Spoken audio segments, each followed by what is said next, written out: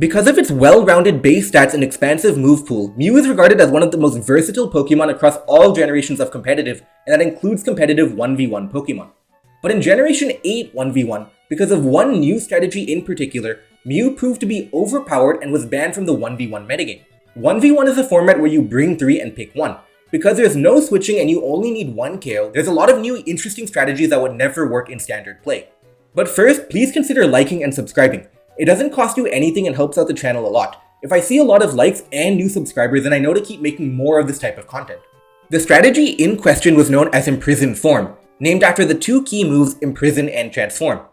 Imprison is a move that Mew got in Generation 8 that prevents opponents from using any move also known by the user.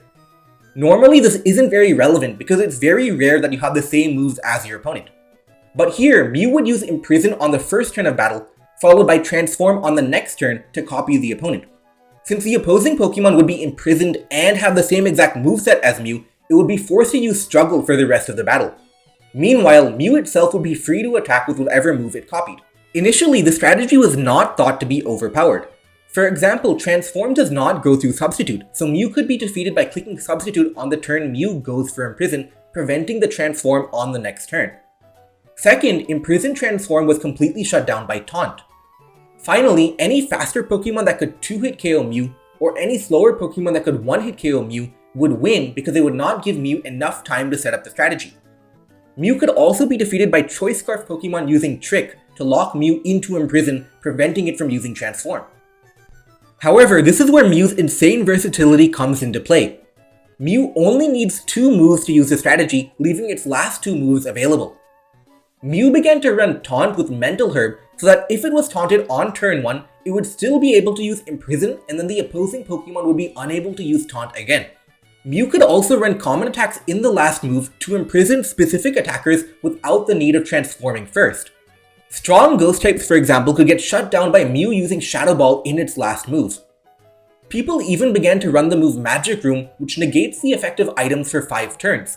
This beats the Trick Choice Scarf strategy because Magic Room would negate the effect of the Choice Scarf, allowing Mew to freely use the Imprison Transform combo. Still, even with Mew adapting to would-be counters, faster attackers were a problem as Mew could not cover everything with just 2 extra moves. Some faster attackers with moves that Mew did not have access to, such as Pyro Ball Cinderace, could beat Mew as well. But who said Imprison Transform was the only set that Mew could run? With everyone focused on countering Imprison Transform Mew, players began to explore additional movesets such as Choice Band and Choice Scarf Mew. The allure of Choice Band Mew was its access to several high base power coverage moves such as Gunk Shot to hit Sylveon and Earthquake for Cinderace. Choice Band Mew is also bulky enough to live a Choice Spec Shadow Ball from Dragapult and KO back with a variety of super effective moves. Meanwhile, Choice Scarf Mew took advantage of Pokemon attempting to use Taunt or Substitute on turn 1. Mew could outspeed and surprise with a Trick to lock the opponent into Substitute. More simply though, it could just throw off attacks and 2-hit KO otherwise faster Pokemon. What made Mew so hard to counter was its insane bulk and speed combined. The counters to Imprison Transform Mew were limited, and even if you could beat it, you risk getting surprised by a Choice Band or Choice Scarf Mew.